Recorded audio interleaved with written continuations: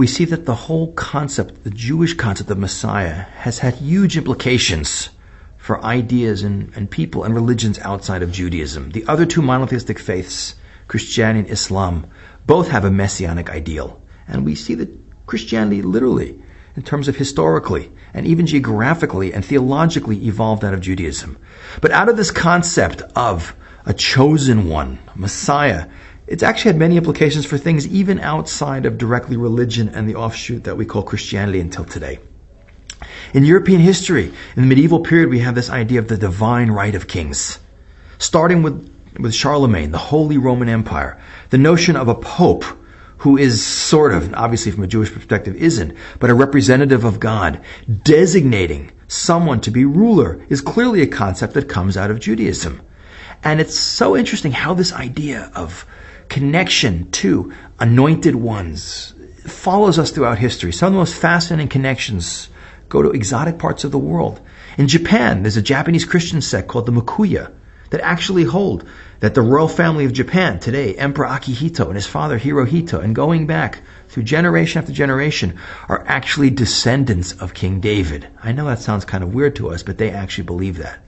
But even in Western tradition, if you check out an interesting little item, it's called the Stone of Scone, which is actually pronounced Scone, S-C-O-N-E. The Stone of Scone was actually something that was taken by Edward I in the 13th century from the Scots. The Scots originally got it from the Irish, more or less the same people. In Celtic tradition, that stone, one of the stories associated with it was the pillow stone.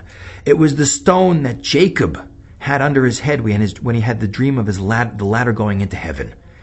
On that stone were crowned kings of Scotland for a very long time. And on that stone, every king and queen of England has been crowned since Edward II until Elizabeth II, who is the current Queen of England until today. And it's fascinating how many different people and how many monarchies really want to connect their lineage and their right to be kings and their right to rule going back to the story of anointed ones, of God's anointed one. And in English legend, it goes even further, that King Arthur's sword, Excalibur, was considered to be King Solomon's sword. But probably the weirdest, I say, metamorphosis of the story is in Puritan England of the 17th century. Oliver Cromwell, Christian fundamentalist who took over the country, who wanted to actually replace at one point British common law with biblical law. Out of that intense Christian identification and biblical identification came an idea that the British themselves were one of the lost tribes of Israel. So it wasn't just the royal family, it was the British themselves. And until today, I personally get letters from members of the British Israelite Society, the descendants of these Puritan British fundamentalists from hundreds of years ago, claiming that the British are descendants of the lost tribes. And their actual proof comes from the word British, which is Brit Ish. And if you know your Hebrew, Brit is covenant and Ish is man of the covenant. Of course, when they send me these letters, I always answer back.